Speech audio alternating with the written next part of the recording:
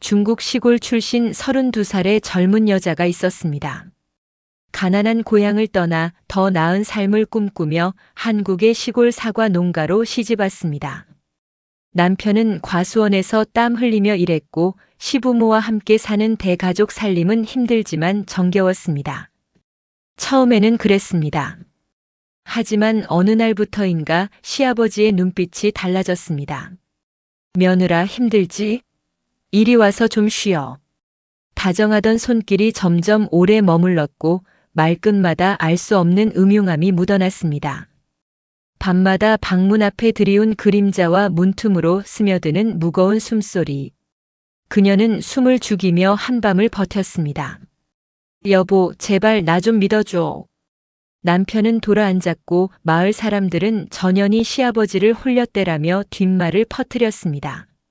농한기마다 마을 회관에서 수군대는 소리, 장날 버스 안에서 쏟아지는 시선. 그녀의 마음은 천갈래로 찢어졌습니다. 그 시절 시골 며느리에게 집은 피할 수 없는 감옥이었습니다. 하지만 그녀는 무너질 수 없었습니다. 내 인생, 내 손으로 지킨다. 그녀는 참았던 울음을 삼키고 괴물 같은 시아버지와 세상의 편견을 향해 맞서기 시작했습니다. 이 이야기는 한 여인이 자신의 존엄을 되찾기 위해 온 마을을 적으로 돌리고서라도 끝까지 싸운 눈물 없이는 들을 수 없는 싸움의 기록입니다. 32의 리에는 두만강 너머의 척박한 땅에서 태어났다. 그녀의 고향은 중국 연변의 작은 시골 마을. 부모님은 평생 옥수수 농사로 연명했고 가난은 지긋지긋한 그림자처럼 그녀의 가족을 따라다녔다. 그녀는 어릴 적부터 언젠가는 이 가난을 벗어나 반짝이는 도시에서 제 이름으로 된 작은 가게 하나를 차리는 것이 소원이었다. 하지만 현실은 냉혹했고 20살이 넘어 부모님마저 병으로 돌아가시자 그녀는 넓은 세상에 홀로 남겨졌다. 그러던 어느 날 마을에서 결혼 중개를 하는 아주머니가 그녀를 찾아왔다. 한국의 경상북도 청송이라는 곳에 사과 농사를 크게 짓는 건실한 노총각이 있는데 그녀와 혼인하고 싶어 한다는 것이었다. 사진 속의 남자는 48. 그녀보다 16살이나 많았지만 순박하고 선량해 보이는 인상이었다. 무엇보다 한국이라는 나라는 그녀에게 마지막 남은 동화줄처럼 느껴졌다. 텔레비전에서 보았던 화려한 서울의 풍경과 그곳에서 성공 신화를 이룬 사람들의 이야기. 그녀도 그곳에 가면 새로운 삶을 시작할 수 있을 것만 같았다. 그렇게 리에는 단 한 번도 만나본 적 없는 남자를 남편으로 맞이하기 위해 낯선 땅 한국으로 향했다. 인천공항에서 그녀를 맞이한 것은 사진 속의 그 남자 남편이 될 박상철과 그의 아버지이자 시아버지가 될 박영감이었다. 남편은 사진보다 더 과묵하고 수줍음이 많았지만 그녀를 보는 눈빛은 따뜻했다. 시아버지는 인자한 미소로 먼 길 오느라 고생했다며 그녀의 손을 덥석 잡아주었다. 리에는 그 순간 아, 이제 나도 진짜 가족이 생기는구나 하는 생각에 가슴이 벅차올랐다. 청송으로 향하는 낡은 트럭 안에서 그녀는 창밖으로 펼쳐지는 풍경에 눈을 뗄 수가 없었다. 끝없이 펼쳐진 푸른 논과 그 뒤로 병풍처럼 둘러싸인 웅장한 산세. 그리고 마을 입구에 들어서는 순간 코끝을 스치는 달콤하고 상쾌한 사과 향기. 모든 것이 평화롭고 아름다웠다. 그들이 살게 될 집은 넓은 사과 과수원 한가운데에 자리한 낡지만 튼튼해 보이는 2층짜리 양옥집이었다. 시아버지는 1층을, 신혼부부는 2층을 쓰게 되었다. 결혼 생활의 시작은 나쁘지 않았다. 남편 상철은 말수는 적었지만 그녀에게 늘 다정하려 애썼다. 그는 서툰 솜씨로 아내에게 한국말을 가르쳐 주었고 아내가 고향 음식을 그리워할 때면 읍내 중국 식료품점에 데려가 주기도 했다. 시아버지는 그녀를 친딸처럼 아껴주었다. 아가, 농사일은 해본 적도 없을 텐데 힘들지 않으냐? 쉬엄쉬엄 하거라. 그는 그녀의 어깨를 주무르며 늘 건강을 먼저 걱정해 주었다. 리에는 이 낯선 땅에서 자신이 꿈에 그리던 소박하고 따뜻한 행복을 찾았다고 믿었다. 하지만 그 행복 뒤편에는 그녀가 미처 보지 못했던 검고 끈적한 그림자가 아주 천천히 그리고 교활하게 드리워지고 있었다. 이상한 낌새를 처음 느낀 것은 결혼한 지 한 달쯤 지났을 무렵이었다. 그날도 그녀는 시아버지와 함께 사과나무의 곁가지를 쳐내는 작업을 하고 있었다. 아이고, 우리 며느리는 손끝이 야무져서 일도 잘 배우는구나. 시아버지는 칭찬을 하며 그녀의 등 뒤로 다가와 그녀가 잡고 있던 전지가위를 함께 잡아주었다. 그런데 그 순간 그의 거칠고 커다란 손이 그녀의 손 위를 감싸는 것을 넘어 팔뚝을 아주 천천히 그리고 의미심장하게 쓸어 올렸다. 리에는 순간 온몸이 굳어지는 것을 느꼈다. 아버님, 제가 할 수 있어요. 그녀는 애써 태연한 척하며 그의 손을 피했지만 그는 아랑곳하지 않고 그녀의 귓가에 나지막이 속삭였다. 우리 아가 피부가 비단결 같구나. 이런 험한 일 하기는 너무 아까운 손이야. 그의 입에서 나온 뜨거운 숨결이 귓불에 닿는 순간 그녀는 저도 모르게 몸을 부르르 떨었다. 그것은 분명 시아버지가 며느리에게 할 수 있는 행동이 아니었다. 하지만 그녀는 애써 그저 시골 노인네의 서툰 애정 표현일 뿐이라고 스스로를 다독였다. 하지만 그날 이후 그의 부적절한 시선과 손길은 점점 더 대담하고 노골적으로 변해가기 시작했다. 시아버지의 기이한 행동은 남편 상철이 없을 때 더욱 심해졌다. 남편은 일주일에 2~3번씩 수확한 사과를 팔기 위해 대도시의 시장으로 떠나곤 했다. 그가 집을 비우는 날이면 어김없이 시아버지의 그림자가 리엔의 주위를 맴돌았다. 처음에는 그저 우연이라고 생각했다. 그녀가 부엌에서 홀로 저녁 준비를 하고 있으면 그는 뭐 도와줄 것 없냐며 다가와 등 뒤에 바싹 붙어 섰다. 그녀가 좁은 창고에서 농기구를 정리하고 있으면 그는 그거 무거우니 내가 들어주마 하며 굳이 비좁은 공간으로 들어와 그녀의 몸에 자신의 몸을 스치곤 했다. 그의 행동은 날이 갈수록 교묘해졌다. 어느 날 오후 리에는 땀을 많이 흘려 2층 제 방에서 옷을 갈아입고 있었다. 분명 방문을 잠갔다고 생각했는데 갑자기 문이 벌컥 열리며 시아버지가 들어왔다. 아, 아가. 내가 노크를 한다는 게 그만. 그는 당황한 척했지만 그의 눈은 그녀의 속살을 탐욕스럽게 훑고 있었다. 그녀는 비명을 지르며 옷가지로 몸을 가렸다. 나가주세요, 아버님. 그녀가 울먹이며 소리치자 그는 그제야 미안하다, 미안해하며 마지못해 방을 나갔다. 리에는 그 자리에 주저앉아 한참 동안 떨리는 몸을 진정시켜야 했다. 그녀는 더 이상 참을 수 없다고 생각했다. 그날 저녁 시장에서 돌아온 남편에게 용기를 내어 이야기했다. 여보, 아버님이 가끔 저를 좀 불편하게 하시는 것 같아요. 하지만 남편의 반응은 그녀의 예상과는 전혀 달랐다. 그는 아내의 말을 심각하게 듣기는커녕 대수롭지 않다는 듯 웃어넘겼다. 에이, 당신이 뭘 오해했겠지.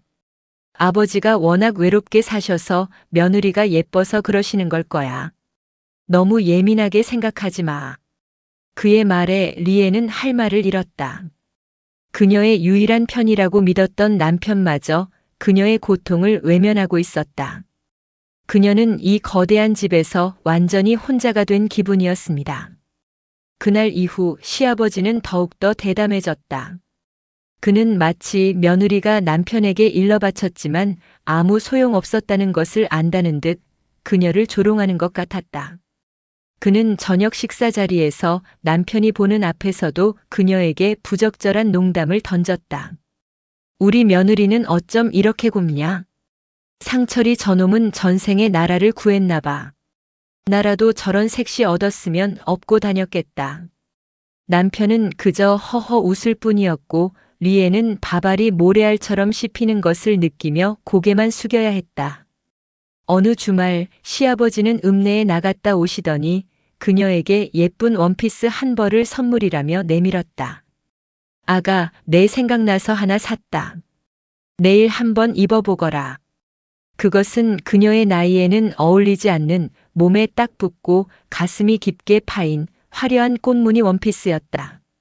그녀는 거절하고 싶었지만 시아버지의 서슬퍼런 눈빛에 차마 그럴 수가 없었다.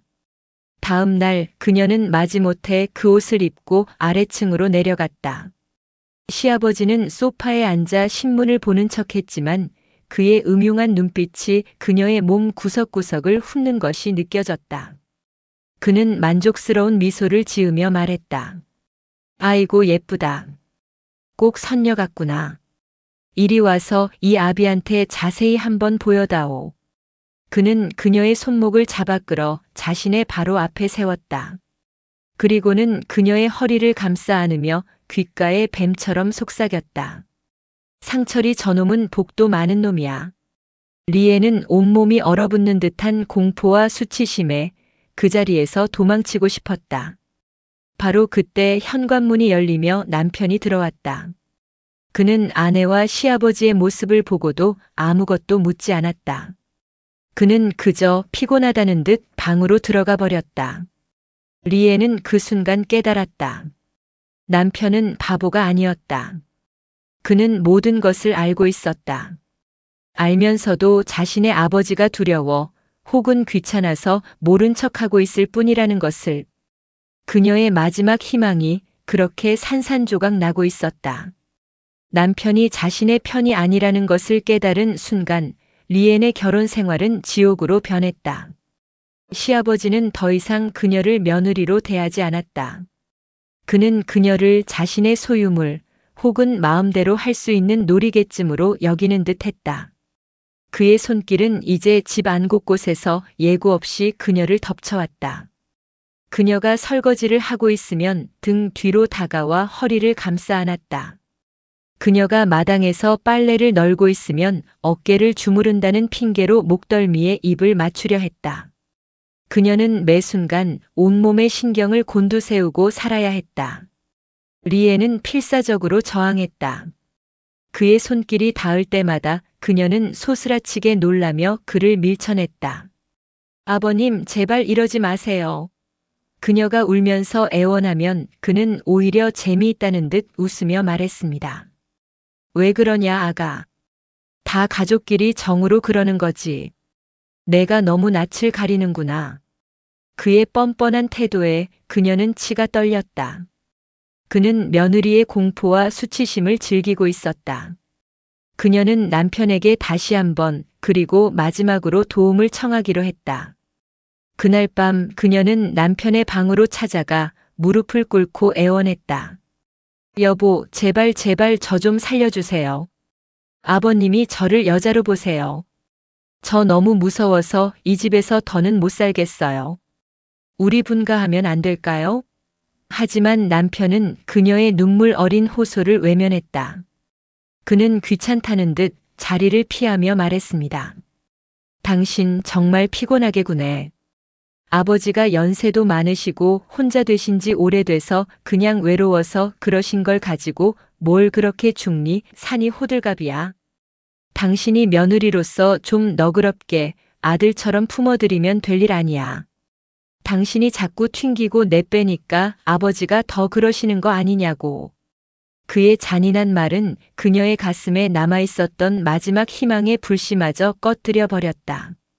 그녀는 이 집에서, 아니 이 세상에서 완전히 혼자였다. 그녀를 지켜줄 사람은 아무도 없었다. 그녀는 그날 밤 짐을 싸서 도망치려 했다. 하지만 그녀의 손에는 중국으로 돌아갈 비행기 표를 살 돈도 당장 하룻밤 묵을 여관비를 낼 돈도 없었다. 그녀의 신분증과 통장은 모두 시아버지와 남편이 관리하고 있었기 때문입니다.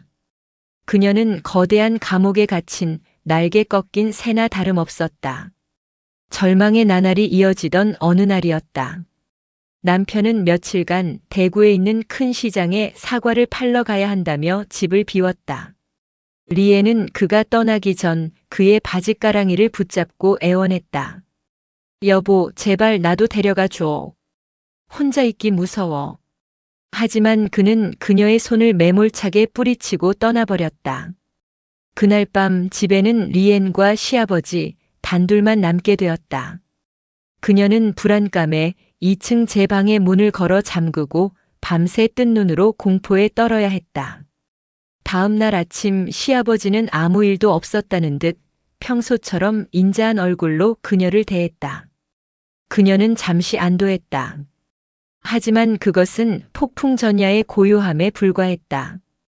그날 오후 그녀는 부엌에서 저녁으로 먹을 사과를 깎고 있었다. 바로 그때 등 뒤에서 시아버지의 그림자가 어른거렸다. 그는 아무 말 없이 그녀의 등 뒤로 다가와 어깨를 커다란 손으로 감싸 쥐었다. 아버님! 그녀가 놀라 몸을 돌리려 하자 그는 다른 한 손으로 허리를 단단히 끌어안아 꼼짝도 할 수 없게 만들었다. 그는 그녀의 귓가에 뱀의 혀처럼 차갑고 끈적한 숨결을 뱉어내며 속삭였다. 아가, 참 곱구나. 이 사과보다도 더. 그의 손이 그녀의 팔을 타고 가슴을 향해 아주 천천히 그리고 집요하게 움직이기 시작했다. 그녀는 온몸이 얼어붙는 듯한 공포에 비명조차 지를 수 없었다. 싫어 싫어요 제발. 그녀의 입에서는 의미 없는 신음만이 새어나왔습니다. 바로 그 순간 그녀의 손에 들려있던 과도가 바닥으로 떨어지며 쨍 하는 날카로운 소리를 냈습니다. 그 소리에 그녀는 마지막 남은 이성의 끈을 붙잡고 온 힘을 다해 그를 밀쳐냈습니다. 그리고 미친 듯이 2층 제 방으로 도망쳐 문을 잠갔습니다. 문 밖에서 시아버지의 낮고 음흉한 웃음소리가 들려왔습니다. 허허, 우리 아가 아주 새침하구나. 괜찮다. 시간은 많으니까. 그녀는 문에 기댄 채 그 자리에 주저앉아 미친 사람처럼 울부짖었다. 그날 그녀는 지옥의 문턱을 보고야 말았다. 그날 밤 이후 리에는 자신의 방에서 한 발짝도 나가지 않았다. 시아버지가 차려놓은 밥상도 물 한 모금도 입에 대지 않았다. 그녀는 굶어 죽는 한이 있더라도 그 짐승 같은 인간과 한 공간에서 숨 쉬고 싶지 않았다. 며칠이 지나고 남편이 대구에서 돌아왔다. 그는 며칠 동안 아무것도 먹지 못해 헬쑥해진 아내의 얼굴을 보고도 아무것도 묻지 않았다. 그는 그저 사람이 밥은 먹고 살아야지라는 무심한 한마디를 던질 뿐이었다. 리에는 그날 밤 마지막 희망을 걸고 남편에게 모든 것을 털어놓았다. 시아버지가 그녀에게 저질렀던 끔찍한 만행을 눈물로 호소했다. 그녀는 그가 분노해 주기를 당장이라도 아래층으로 달려내려가 아버지의 멱살이라도 잡아주기를 바랐다.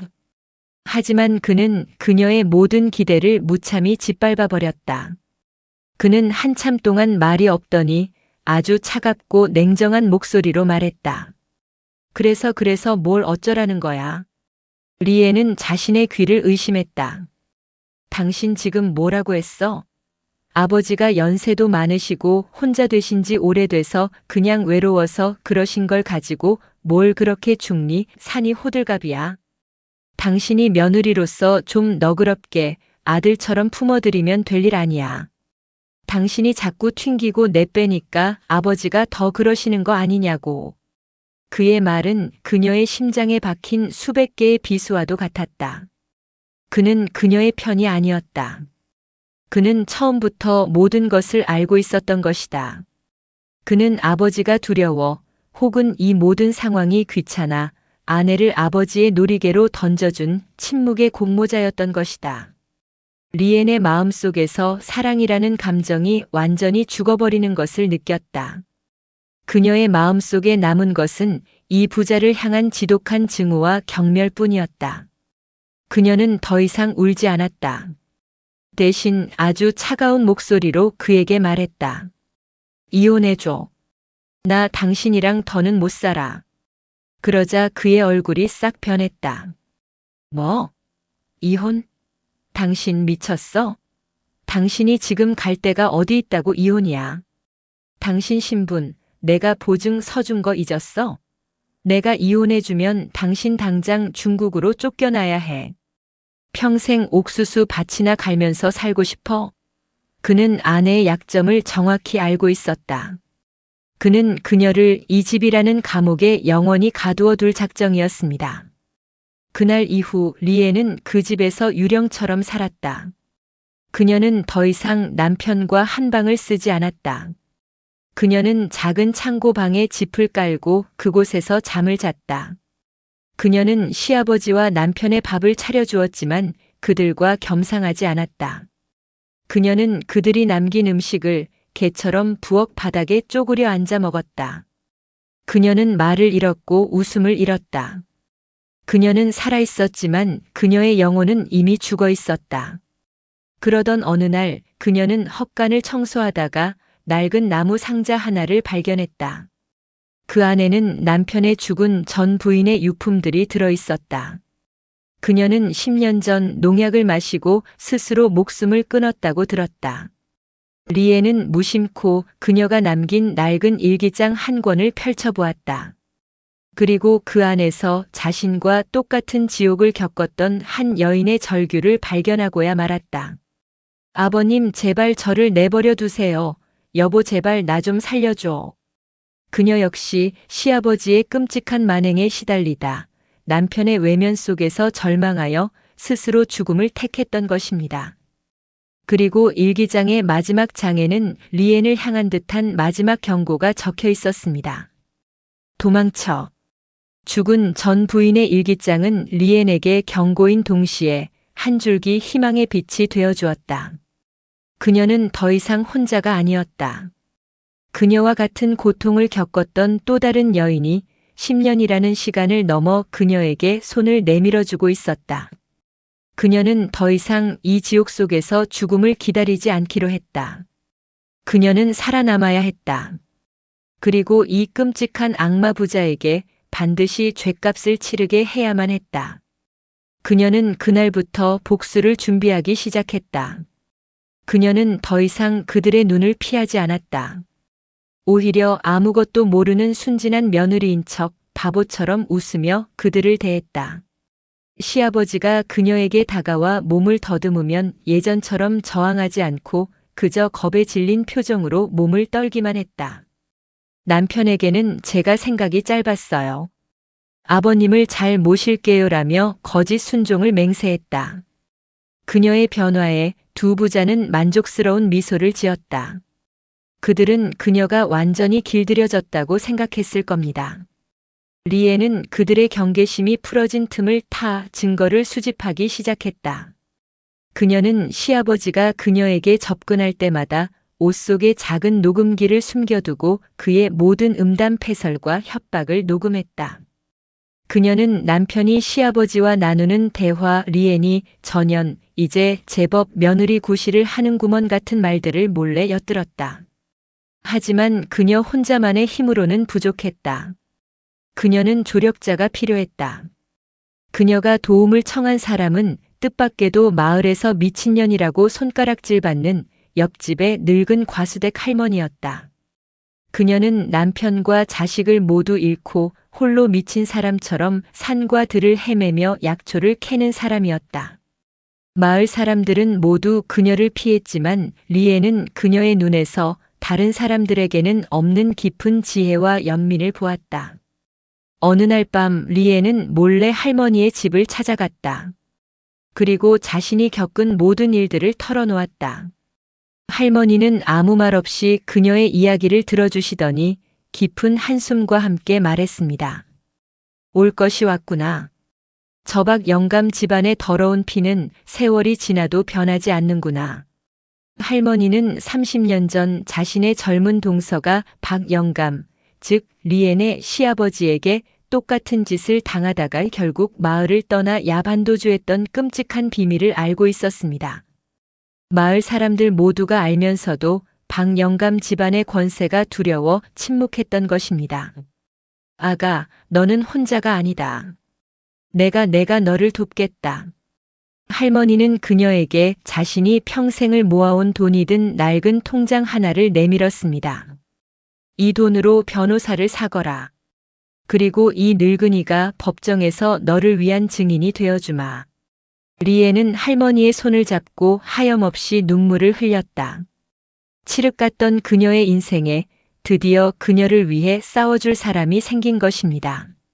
리에는 할머니의 도움을 받아 읍내에 젊고 정의감 넘치는 여성 변호사를 찾아갔다. 그리고 자신이 모아온 모든 증거들을 그녀에게 넘겼다. 변호사는 녹음된 내용을 듣고 분노의 치를 떨었습니다.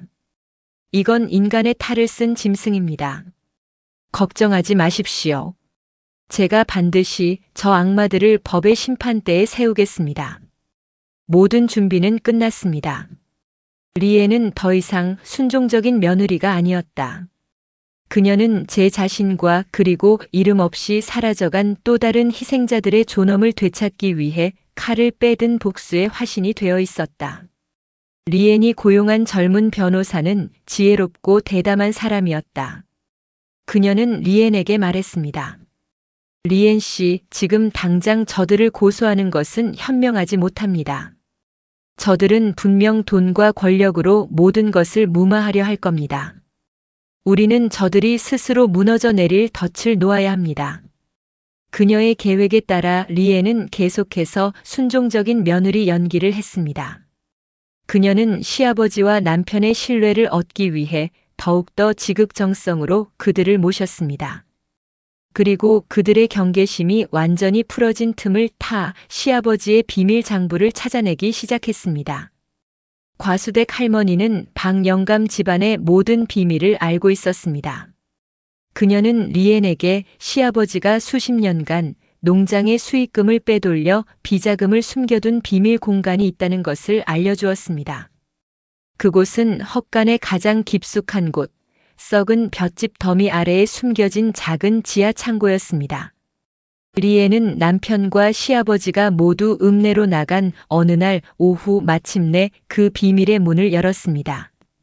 퀴퀴한 곰팡내와 흙냄새가 진동하는 지하 창고 안에는 먼지를 뒤집어 쓴 낡은 금고 하나가 있었습니다.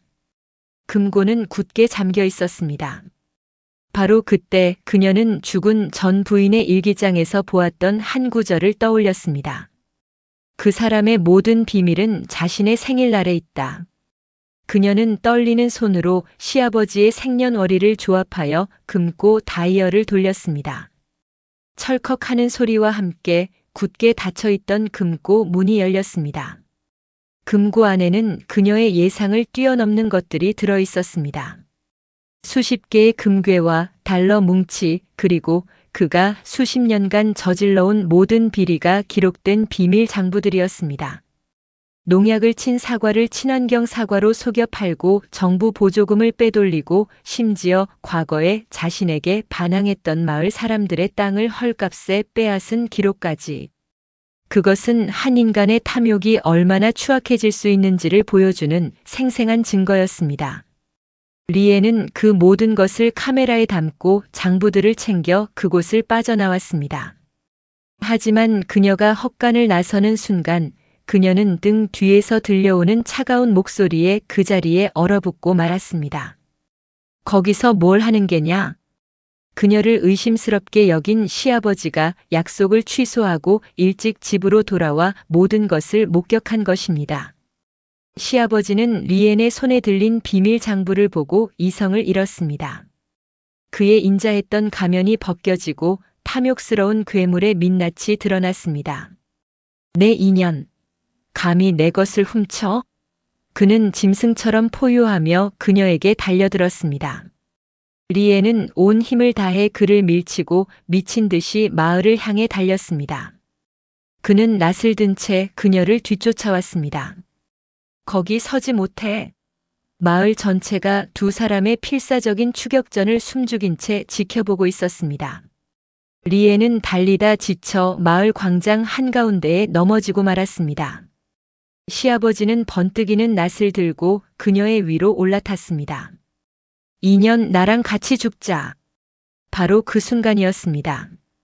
어디선가 나타난 상철이 그의 앞을 가로막았습니다. 아버지, 그만하세요. 제발. 하지만 시아버지는 아들을 향해서도 낯을 휘둘렀습니다. 비켜, 이 쓸모없는 놈. 너도 전현이랑 한패였지. 아들이 위험에 처한 것을 본 순간 상철의 눈빛이 변했습니다. 평생을 아버지의 그림자 아래 비겁하게 살아왔던 그였습니다. 하지만 그는 더 이상 자신의 아버지가 저지르는 악행을 지켜보고만 있을 수 없었습니다. 그는 옆에 있던 장작더미에서 굵은 나무 토막 하나를 집어들고 아버지의 등을 힘껏 내리쳤습니다. 퍽 하는 둔탁한 소리와 함께 시아버지는 비명을 지르며 바닥에 쓰러졌습니다. 그때를 맞춰 신고를 받고 출동한 경찰들이 마을에 들이닥쳤습니다. 모든 상황은 끝이 났습니다. 시아버지는 살인 미수 및 온갖 비리 혐의로 현장에서 체포되었습니다. 그는 경찰에 끌려가면서도 리엔과 아들을 향해 내가 너희들을 가만두지 않을 테다. 라며 저주를 퍼부었습니다. 시아버지가 체포된 후 마을에는 큰 변화의 바람이 불었습니다. 그의 비밀 장부가 공개되면서 그에게 피해를 입었던 수많은 사람들이 용기를 내어 목소리를 내기 시작했습니다.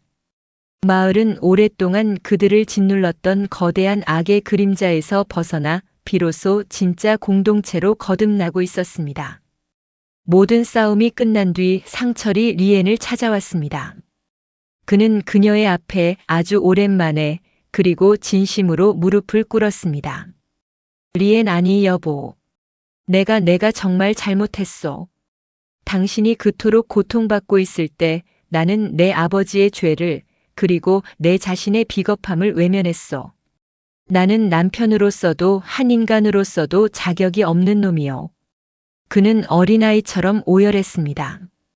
리엔은 그의 눈물을 묵묵히 바라보았습니다. 그녀의 마음속에 남아있던 그에 대한 마지막 증오가 그의 눈물에 씻겨 내려가는 것을 느꼈습니다. 그녀는 그에게 말했습니다. 일어나요. 우리는 이미 끝났어요. 하지만 당신에게는 아직 기회가 남아있어요. 아버지의 죄를 대신하여 이 마을 사람들에게 속죄하고 당신의 인생을 되찾으세요. 당신은 더 이상 아버지의 아들이 아니라 당신 자신으로 살아가야 해요.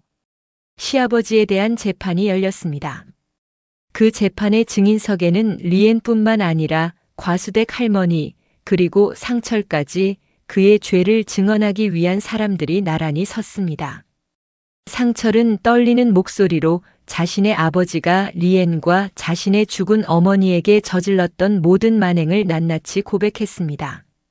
그의 용기 있는 증언은 괴물 같았던 아버지의 모든 것을 무너뜨린 결정적인 망치가 되었습니다.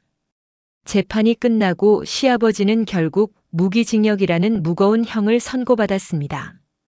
그가 법정을 나서던 순간 그는 처음으로 리엔에게 다가와 고개를 숙였습니다. 그의 눈에는 더 이상 분노가 없었습니다. 오직 뒤늦은 후회와 체념만이 담겨 있었습니다. 리엔은 그와 이혼했고 법원으로부터 정당한 위자료를 받게 되었습니다. 과수원은 시아버지의 빚을 갚기 위해 경매에 넘어가게 되었습니다. 상철은 아버지의 죄를 갚겠다며 마을을 떠나 험한 공사판을 전전하기 시작했습니다. 리엔은 위자료로 받은 돈으로 경매에 나온 과수원의 절반을 다시 사들였습니다. 그리고 그곳에 리엔의 과수원이라는 작은 간판을 내걸었습니다. 그녀는 더 이상 낯선 땅에서 온 외로운 이방인이 아니었습니다. 그녀는 청송이라는 땅에 제 이름으로 된 튼튼한 뿌리를 내린 당당한 주인이 되어 있었습니다. 그녀는 자신이 번 돈으로 고향인 연변의 어려운 아이들을 돕는 작은 장학재단을 만들었습니다. 평생의 소원이었던 제 이름으로 된 가게를 마침내 연 셈입니다. 그녀를 도와주었던 과수댁 할머니를 친어머니처럼 모셨고 주말이면 마을 아이들을 모아 작은 글방을 열기도 했습니다. 어느 눈부신 가을날이었습니다. 과수원 전체가 탐스러운 붉은 사과들로 가득한 수확의 계절이었습니다. 그녀는 자신을 도와주는 마을의 젊은 여성들과 과수댁 할머니, 그리고 몇 년 만에 훌쩍 늙어버렸지만 한결 편안한 얼굴로 마을에 돌아온 상철과 함께 사과를 따며 웃음꽃을 피우고 있었습니다. 그녀는 잘 익은 사과 한 알을 손에 들고 저만의 과수원 언덕에 섰습니다. 붉은 저녁 노을이 황금빛으로 물든 사과밭 위로 쏟아져 내리고 있었습니다. 그녀는 한때 다른 사람의 밭에 심겨진 이름 없는 과일나무가 되고 싶었습니다. 하지만 이제 그녀는 압니다. 진정한 행복이란 시련의 비바람을 모두 이겨내고 마침내 내 땅에서 내 이름으로 된 나만의 열매를 맺는 것이라는 것을. 그녀는 손에 든 사과를 아주 오랫동안 감사한 마음으로 바라보았습니다. 다시 몇 해의 시간이 흘렀다. 리엔이 이끌던 청송 진심 사과 조합은 이제 대한민국 최고의 친환경 농업 공동체로 우뚝 섰다. 그녀가 개발한 유기농 농법과 인터넷 직거래 방식은 전국적인 모범 사례가 되었고, 진심 사과는 돈이 있어도 없어서 못 파는 명품 과일의 대명사가 되었다. 리엔은 더 이상 낯선 땅에서 온 외로운 이방인이거나 끔찍한 과거를 가진 비운의 여인이 아니었다. 그녀는 대한민국 농업계에서 가장 존경받는 여성 지도자 중 한 명이 되어 있었다. 그녀의 개인적인 삶에도 평화가 찾아왔다. 전 남편이었던 상철과는 이제 그 어떤 부부보다 더 든든한 동료이자 친구가 되어 함께 조합을 이끌어 나갔다. 그녀를 도와주었던 과수댁 할머니를 친어머니처럼 모셨고, 주말이면 마을 아이들을 모아 작은 글방을 열기도 했다. 그녀는 자신이 그토록 원했던 자신만의 이름으로 된 단단하고 풍요로운 삶을 마침내 자신의 손으로 일구어낸 것이다. 하지만 그녀가 이룬 눈부신 성공은 세상에서 가장 거대하고 탐욕스러운 하이에나의 굶주린 시선을 자극하고야 말았다. 어느 날 조합 사무실로 검은색 고급 세단 한 대가 들어섰다. 차에서 내린 것은 세계 최대 규모의 다국적 농업기업인 글로벌 아그로의 아시아 지부장이었다. 그는 사람 좋은 미소를 지으며 리엔에게 파격적인 제안을 내밀었다. 청송 진심 사과 조합 전체를 현재 가치의 10배에 달하는 가격으로 인수하겠다는 것이었다. 리엔 대표님, 저희와 손을 잡으시죠. 저희의 자본과 유통망을 이용한다면 진심 사과는 대한민국을 넘어 전 세계인의 사랑을 받는 황금 사과가 될 것입니다. 평생 농사만 지어오신 조합원들께도 여생을 편안히 보낼 수 있는 엄청난 부를 안겨드릴 수 있습니다. 그의 제안은 달콤했다. 조합원들은 술렁이기 시작했다. 평생을 땀 흘려 일해온 그들에게 단번에 인생을 역전시킬 수 있는 거액의 돈은 거부하기 힘든 유혹이었다. 하지만 리엔은 단칼에 그의 제안을 거절했다. 그녀는 알고 있었다. 저들의 말하는 세계화란 결국 이 땅의 농부들을 몰아내고 자신들의 거대한 공장에서 찍어낸 값싼 노동력과 화학약품으로 이 과수원을 채우겠다는 뜻임을. 그리고 진심 사과라는 이름에 담긴 이 공동체의 땀과 눈물, 그 진심을 돈으로 팔아넘길 수는 없었다. 돌아가십시오. 우리의 진심은 돈으로 팔 수 있는 것이 아닙니다. 리엔의 단호한 태도에 지부장은 얇은 미소를 지으며 돌아섰다. 그의 눈빛은 후회하게 될 것이라고 말하고 있었다. 며칠 뒤 조합원들을 대상으로 한 인수 찬반 투표가 열렸다. 리엔은 밤낮을 가리지 않고 조합원들을 설득했다.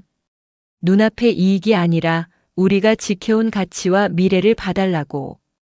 격렬한 논쟁 끝에 투표는 아주 근소한 차이로 부결되었다. 글로벌 아그로의 제안을 거절하기로 한 것이다.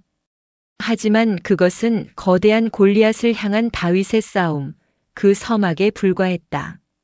인수 제안을 거절당한 글로벌 아그로는 그들의 진짜 얼굴을 드러내기 시작했다. 그들은 몇 달 뒤 애플 퀸이라는 이름의 새로운 사과 상표를 출시했다. 진심 사과와 거의 똑같은 포장, 하지만 가격은 절반에도 못 미치는 수준이었다. 그들은 막대한 자본을 동원해 텔레비전과 인터넷에 광고를 쏟아부었다. 대형마트의 가장 좋은 진열대는 순식간에 애플 퀸으로 도배되었다. 진심 사과는 설 자리를 잃어갔다. 그것은 시작에 불과했다. 그들은 이제 조합의 내부를 흔들기 시작했다. 글로벌 아그로의 직원들이 밤마다 몰래 조합원들을 한 명씩 찾아다니기 시작했다. 그들은 전체 인수 가격보다 훨씬 더 좋은 조건으로 개별적인 땅 매입을 제안했다. 옆집 김 씨는 벌써 계약했습니다. 어르신만 끝까지 고집 부리다가는 나중에는 똥값도 못 받게 될 겁니다. 그들의 달콤하고도 교활한 속삭임은 평생을 함께해온 조합원들의 마음속에 의심과 욕심이라는 독을 퍼뜨렸다. 조합은 안에서부터 썩어 들어가기 시작했다. 서로를 믿고 의지했던 공동체는 이제 서로를 의심하고 경계하는 집단으로 변해갔다. 리에는 필사적으로 사람들을 설득했지만 한번 욕심에 눈이 먼 사람들을 되돌리기란 쉽지 않았다. 상철은 이 모든 상황을 냉철한 사업가의 눈으로 지켜보고 있었다. 그는 글로벌 아그로의 방식이 과거 자신이 아버지의 회사를 집어삼키려 했던 수법과 너무나도 닮아 있다는 것을 알았다. 그는 리엔에게 경고했다. 저놈들은 우리가 가진 모든 것을 빼앗기 전까지는 절대 멈추지 않을 거야. 정면으로 싸워서는 승산이 없어. 저들의 가장 약한 고리를 찾아내 그곳을 파고들어야 해. 두 사람은 밤을 새워 글로벌 아그로의 약점을 분석하기 시작했다. 바로 그때 가장 믿었던 조합원 중 한 명이자 리엔을 친딸처럼 아껴주었던 박 영감이 리엔을 찾아왔다. 그는 눈물을 글썽이며 글로벌 아그로에 자신의 과수원을 넘기기로 했다는 충격적인 고백을 했다. 미안하네, 나도 어쩔 수가 없었어. 자식 놈들 대학은 보내야 할 것 아닌가. 그의 배신은 리엔의 마음에 그 어떤 위협보다 더 큰 상처를 남겼다. 그녀가 지키려 했던 공동체가 안에서부터 무너져 내리고 있었다.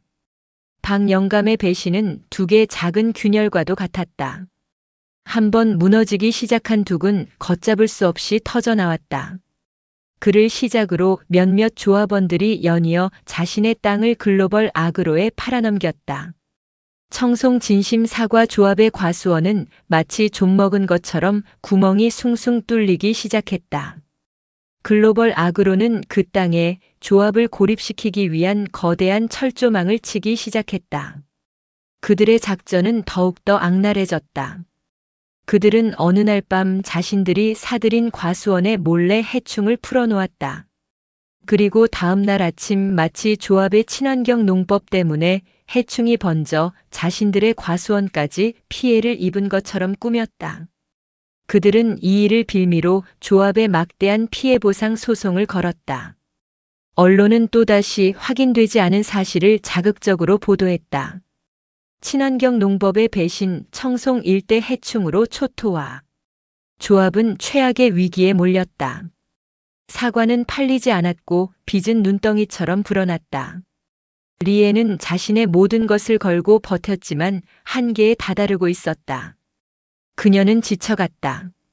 자신이 지키려 했던 모든 것이 자신의 눈앞에서 무너져 내리는 것을 지켜보는 것은 지옥과도 같은 고통이었다. 그녀는 모든 것을 포기하고 다시 아무도 모르는 곳으로 사라져버리고 싶었다. 그날 밤도 그녀는 텅 빈 조합 사무실에 홀로 남아 깊은 절망감에 휩싸여 있었다. 바로 그때 상철이 다급하게 사무실 문을 열고 들어왔다. 그의 손에는 서류 뭉치 하나가 들려 있었다. 찾았어, 드디어 찾았어. 이놈들의 치명적인 약점을. 그는 지난 몇 달간 과거 사업가 시절의 모든 인맥을 동원하여 글로벌 아그로의 뒷조사를 해왔던 것이다. 그가 내민 서류에는 충격적인 사실이 담겨 있었다. 글로벌 아그로가 자신들의 해외 직영 농장에서 국제적으로 사용이 금지된 치명적인 독성 농약을 수년간 몰래 사용해왔다는 증거였다. 그들은 친환경 이미지를 내세우면서 뒤로는 사람들의 목숨을 위협하는 독사과를 만들어 팔고 있었던 것이다. 서류 뭉치 속에는 농약으로 인해 병들어 죽어간 현지 농부들의 끔찍한 사진들도 함께 들어 있었다. 그것은 거대한 괴물을 한 번에 무너뜨릴 수 있는 유일하고도 가장 강력한 무기였다. 리엔과 상철은 마지막 반격을 준비했다. 그들은 더 이상 국내 언론을 믿지 않았다. 그들은 자신들이 가진 증거를 국제환경단체와 유럽의 공신력 있는 탐사보도팀에 직접 제보했다. 동시에 리엔은 자신이 세운 연변의 장학재단을 통해 중국의 인권 변호사들과 연결하여 글로벌 아그로의 만행으로 고통받은 현지 농부들의 증언을 모으기 시작했다. 며칠 뒤 대한민국이 발칵 뒤집혔다. 유럽의 탐사보도 프로그램에서 황금 사과의 진실이라는 제목으로 글로벌 아그로의 추악한 비밀을 대대적으로 폭로한 것이다. 방송에는 그들이 사용한 불법 농약의 성분과 그로 인해 병들어 죽어간 농부들의 눈물 어린 증언, 그리고 그 모든 것을 묵인해 온 경영진의 비리까지 모든 것이 낱낱이 담겨 있었다. 파장은 엄청났다. 글로벌 아그로의 주가는 하루아침에 폭락했고 전 세계적으로 불매운동이 벌어졌다. 각국 정부는 그들의 농산물에 대한 긴급 조사에 착수했다. 대한민국 검찰 역시 청송 사과 조합에 대한 피해 보상 소송을 취하하고 글로벌 아그로의 한국 지사에 대한 대대적인 압수수색에 들어갔다. 리엔은 여기서 멈추지 않았다. 그녀는 청송군청 앞에서 약탈 기업으로부터 우리 농토를 지키자며 1인 시위를 시작했다. 그녀의 작은 날갯짓은 전국적인 농민 연대 운동이라는 거대한 태풍을 불러일으켰다. 거대한 골리앗은 작은 다윗들의 연대 앞에서 힘없이 무너져 내렸다. 글로벌 아그로는 결국 공식적으로 사과 성명을 발표하고 청송에서의 모든 사업을 철수하겠다고 밝혔다. 길고 길었던 싸움이 마침내 통쾌한 승리로 끝이 난 것이다. 모든 폭풍우가 지나가고 청송에는 다시 평화가 찾아왔다. 진심 사과 조합은 거대 자본의 횡포에 맞서 승리한 대한민국 농업의 희망의 상징이 되었다. 조합을 떠났던 사람들도 눈물로 용서를 구하며 다시 돌아왔다. 리엔은 그들을 너그럽게 품어 안았다. 상철은 이 모든 싸움이 끝난 뒤 조용히 마을을 떠나려 했다. 그는 자신의 모든 몫을 다했다고 생각했다. 하지만 리엔과 마을 사람들은 그를 붙잡았다. 그는 더 이상 비겁한 공모자가 아니었다. 그는 자신의 과거를 온몸으로 참회하고 공동체를 위해 헌신한 진정한 동료였다. 그는 조합의 고문으로서 리엔의 곁에 남아 그녀의 든든한 버팀목이 되어주었다.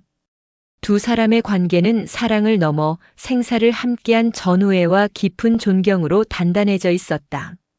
몇 해 전 감옥에서 출소한 시아버지는 이제 마을의 작은 사당에서 굳은 일을 도맡아 하며 조용한 참회의 삶을 살고 있었다. 리엔은 가끔 그를 찾아가 갓 수확한 사과 하나를 말없이 건네주고 오곤 했다. 그것은 그녀가 베풀 수 있는 마지막 자비이자 용서였다. 다시 몇 년의 세월이 흘렀다. 리엔은 이제 희끗희끗한 머리에 지혜로운 중년의 여인이 되었다. 그녀는 아시아를 대표하는 여성 농업 지도자로서 전 세계를 누비며 작은 농가들의 권익을 위해 싸우고 있었다.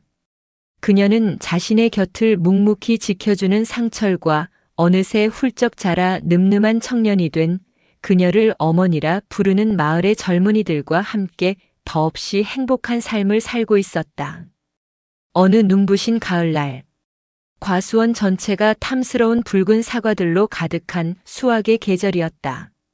그녀는 자신을 도와주는 마을의 젊은 여성들과 과수댁 할머니, 그리고 상철 씨와 함께 사과를 따며 웃음꽃을 피우고 있었다. 그녀는 잘 익은 사과 한 알을 손에 들고 저만의 과수원 언덕에 섰습니다. 붉은 저녁 노을이 황금빛으로 물든 사과밭 위로 쏟아져 내리고 있었다. 그녀는 한때 다른 사람의 밭에 심겨진 이름 없는 과일나무가 되고 싶었다. 하지만 이제 그녀는 알았다. 진정한 행복이란 시련의 비바람을 모두 이겨내고 마침내 내 땅에서 내 이름으로 된 나만의 열매를 맺는 것이라는 것을. 그녀는 손에 든 사과를 아주 오랫동안 감사한 마음으로 바라보았다. 가장 깊은 어둠 속에서도 자기 자신을 포기하지 않는 한 줄기 용기가 있다면 반드시 새로운 아침은 밝아옵니다. 진정한 복수란 상대를 파멸시키는 것이 아니라 그들의 핍박 속에서도 보란 듯이 더 나은 삶을 살아내는 것입니다. 가족이라는 이름이 때로는 가장 폭력적인 굴레가 될 수도 있음을 우리는 기억해야 합니다. 진정한 용서란 상대를 위해서가 아니라 과거의 상처로부터 나 자신을 해방시키기 위한 가장 위대한 선택입니다. 우리의 삶은 시련의 비바람을 모두 이겨내고 마침내 내 땅에서 내 이름으로 된 나만의 열매를 맺어가는 과정입니다. 오늘 이야기가 여러분의 마음에 깊은 울림을 주었다면 채널 구독과 영상 좋아요를 꼭 눌러주세요. 여러분의 따뜻한 응원은 더 좋은 이야기를 만드는데 큰 힘이 됩니다. 소중한 사람들에게 이 이야기를 공유하며 여러분의 삶을 응원하는 메시지를 댓글로 남겨보는 것은 어떨까요?